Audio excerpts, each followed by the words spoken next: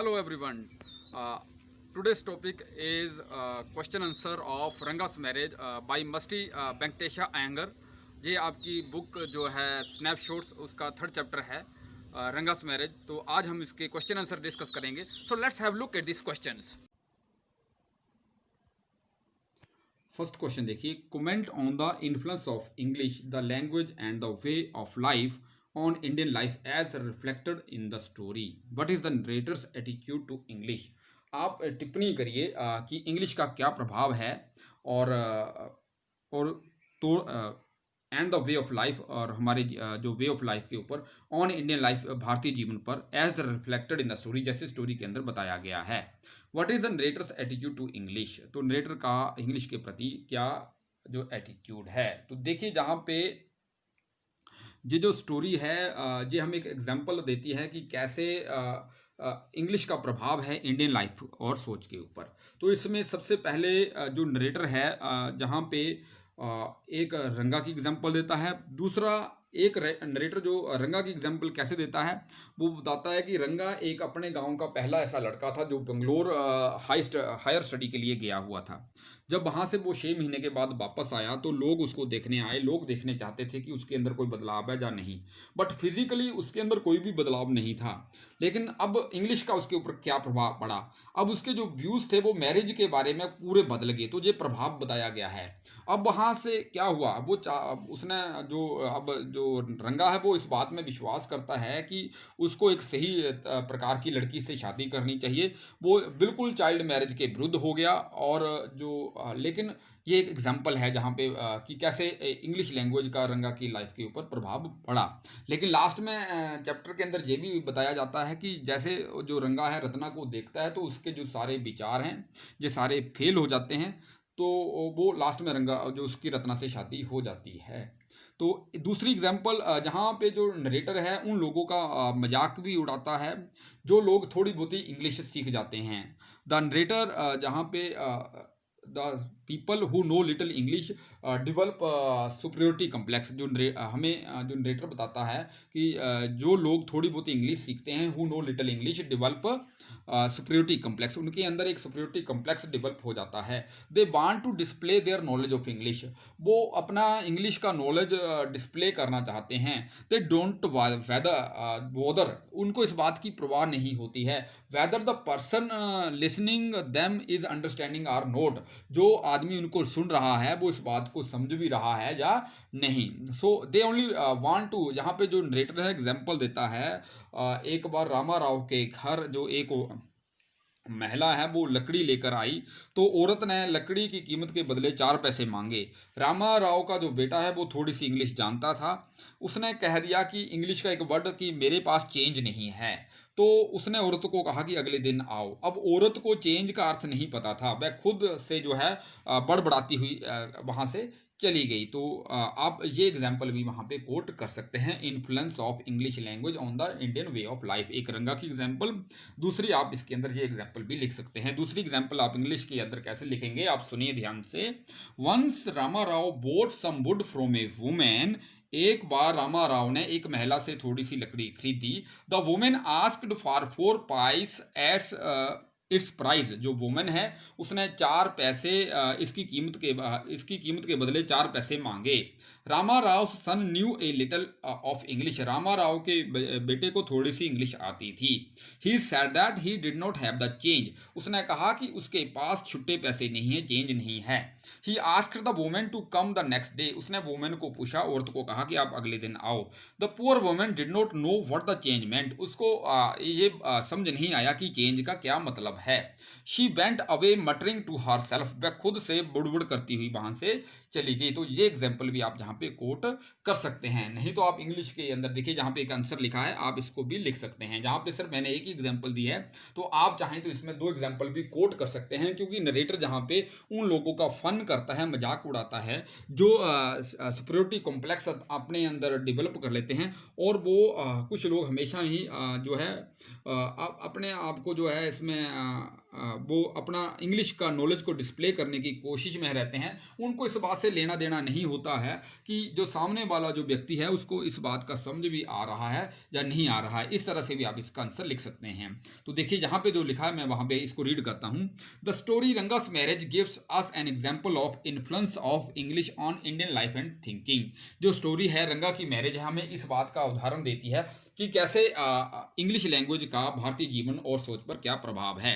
रंगा's father was the first man in the village who sent his son to Bangalore for higher study। रंगा का father पहला आदमी था गांव का जिसने अपने बेटे को हायर स्टडी के लिए भेजा।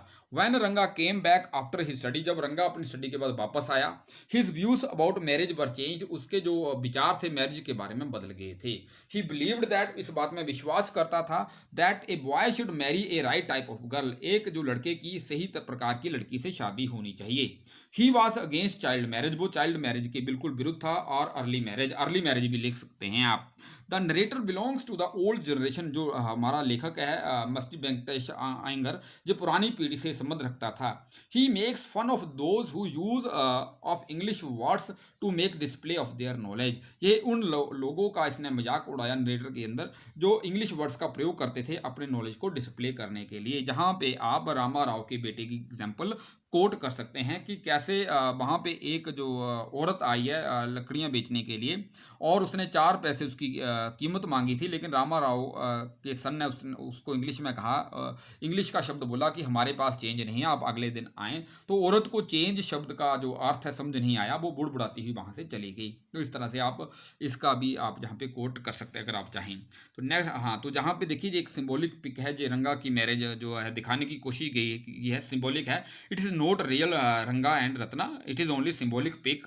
नेक्स्ट क्वेश्चन देखिए।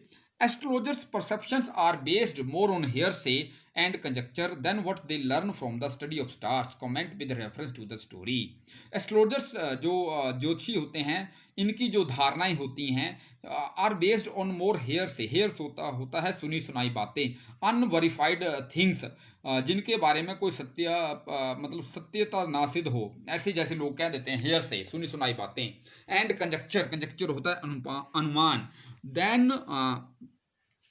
जहाँ पे THEN है, जहाँ पे THAN आना है, देन होता है बजाय आएगा जहाँ पे THAN। आप तो क्वेश्चन के अंदर ठीक कर लेंगे। तो जहाँ पे THEN नहीं, आपने THAN लिखना है, देन मतलब बजाय, इसके आप ठीक कर लेंगे।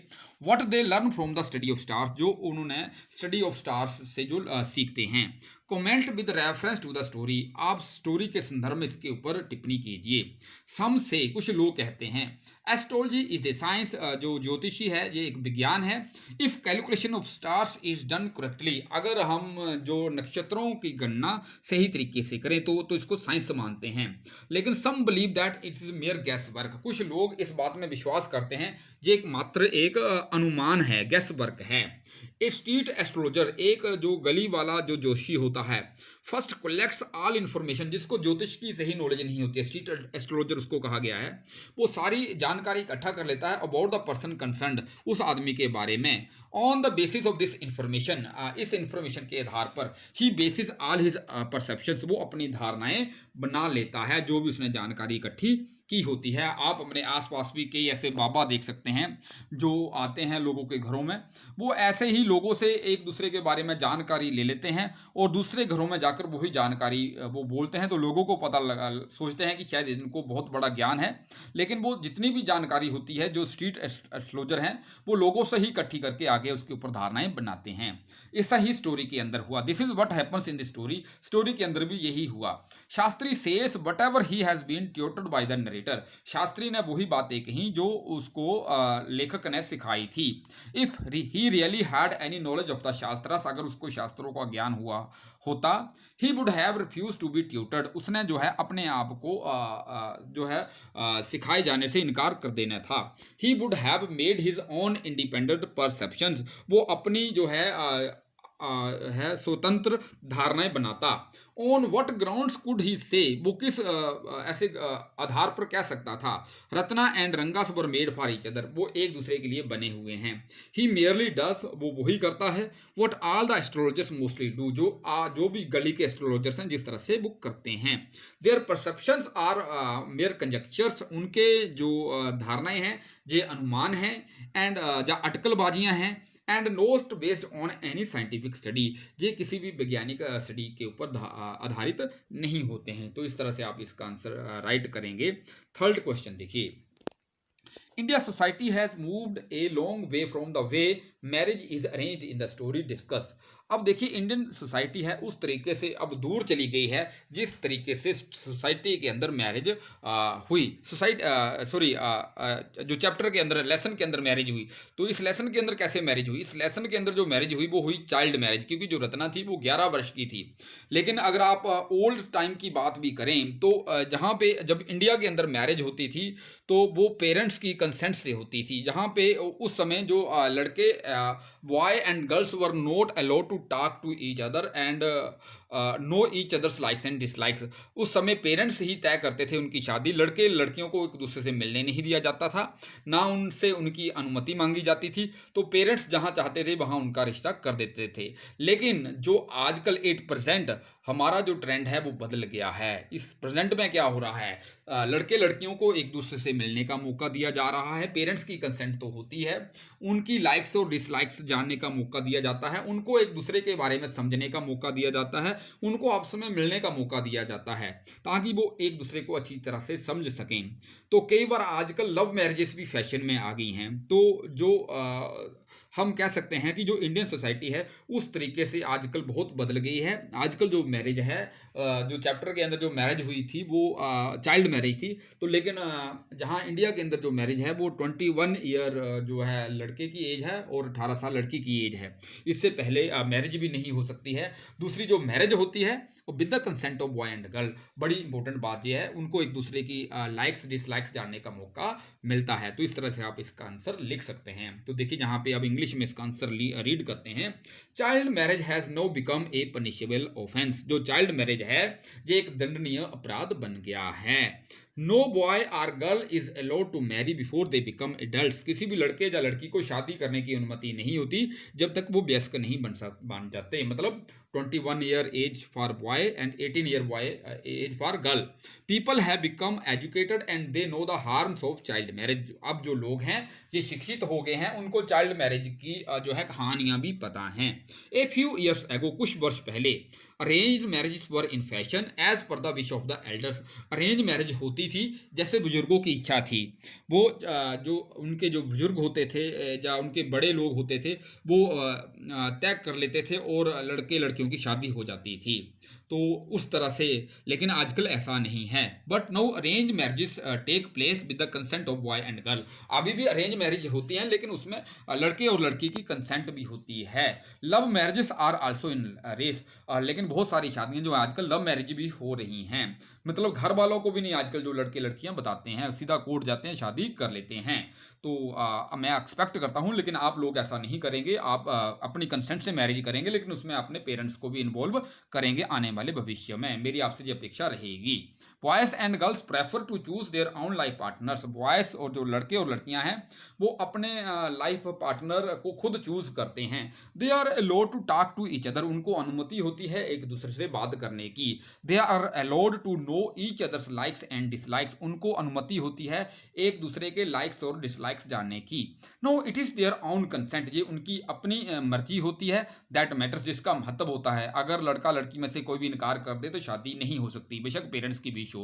And not the wish of the elders. तो जो हम कह सकते हैं कि so we can say that Indian society has moved a long way from the way the marriage of Ranga and Ratna is arranged. उस तरीके से आज जो इंडियन सोसाइटी है बदल गई है जिस तरीके से जो है लेसन के अंदर रंगा और रत्ना की मैरिज हुई। तो ये देखिए रंगा और रत्ना की मैरिज की पिक जहाँ दिखाने की कोशिश की गई है, ये पिक ओनली सिंबॉलिक है।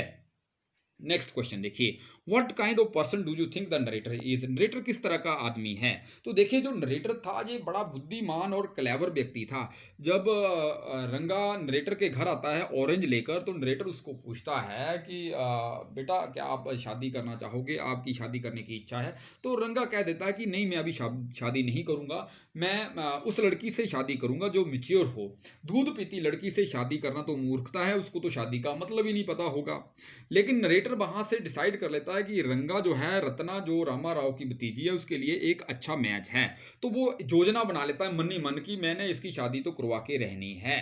तो वो अपनी योजना के अंतर्गत क्या करता है, रंगा को अपने अगले दिन अपने घर बुला लेता है, और रत्ना को भी उसी समय बुला लेता है अपने घर। रत्ना को वो रामा राव की पत्नी को कहता है कि मेरे घर रत्ना को लस्सी लेने भेज देना, बटर मिल्क लेने के लिए भेज देना। तो रत्ना आती है। वो रत्ना को नरेटर कहता है कि आप गाना गाओ, आपकी आवाज़ बड़ी अच्छी है। तो वहाँ पे नरेटर गाना सुनता है। उसी समय रंगा भी वहाँ पे आ जाता है।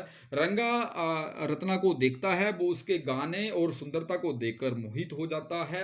वो सारा भूल जाता है। लेकिन नरेटर रंगा को बताता है कि इसकी तो शादी हो गई है। तो वहाँ से रंगा का जो चेहरा है श्रिवड लाइक रोस्टेड ब्रिंजल, भुने हुए बैंगन की तरह हो गया। इससे नरेटर को ये पता तो चल गया कि जो रंगा है रत्ना को पसंद करने लगा है।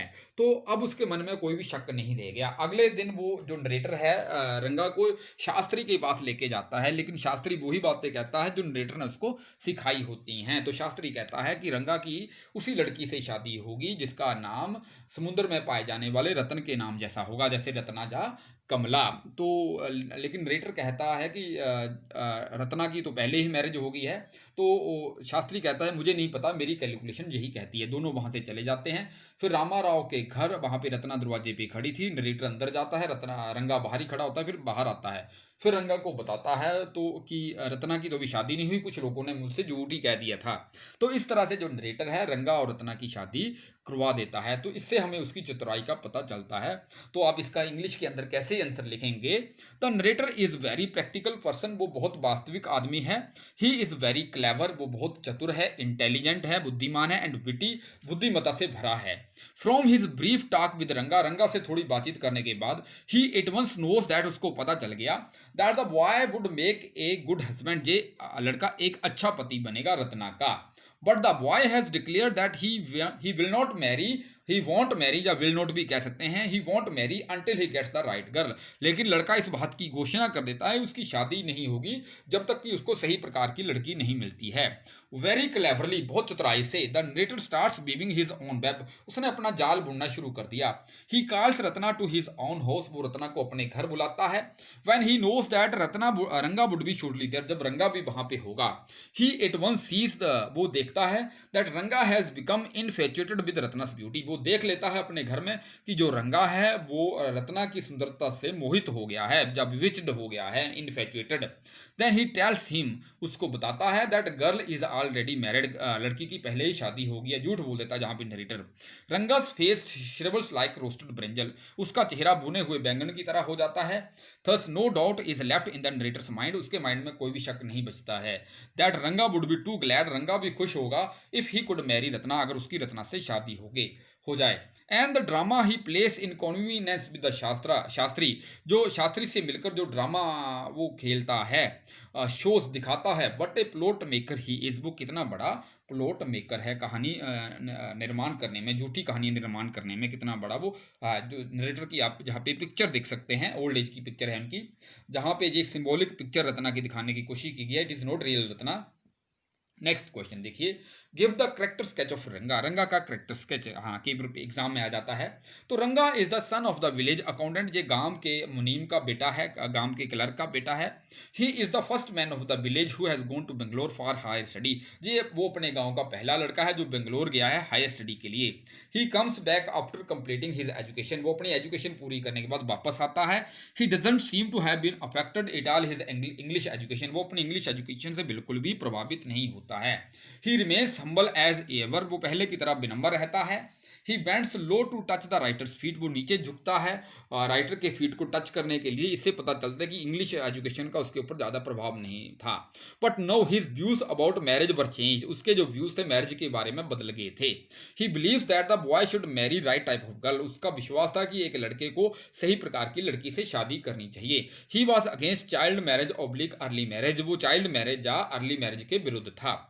What all his ideas vanish at once when he sees Ratna who is only 11 year old, परंतु उसके ये सारे विचार खत्म हो जाते हैं, लुप्त हो जाते हैं जब वो रत्ना को देखता है जो मात्र 11 वर्ष की थी। वो रत्ना इतनी सुंदर थी, साड़ी पहनी हुई थी उस दिन। He is so bewitched by her beauty, वो उसकी सुंदरता से इतना मोहित हो गया that he becomes very eager to marry her at once, वो एकदम उससे शादी करने की इच्छा उसके अंदर जाग पड़ती है। वट वी कांट कॉल रंगा हिपोक्रेट, पहले तो रंगा बड़ी बड़ी बातें कर रहा था, हम रंगा को जहाँ पे ढूंगी नहीं कह सकते। क्यों? Because in matters of the heart no logic ever works, क्योंकि दिल के मामले में कोई भी लॉजिक तर्क काम नहीं करता है। So thanks for watching video. इस वीडियो को ज़्यादा से ज़्यादा लाइक करें, शेयर करें, सब्सक्राइब करें। Have a nice day.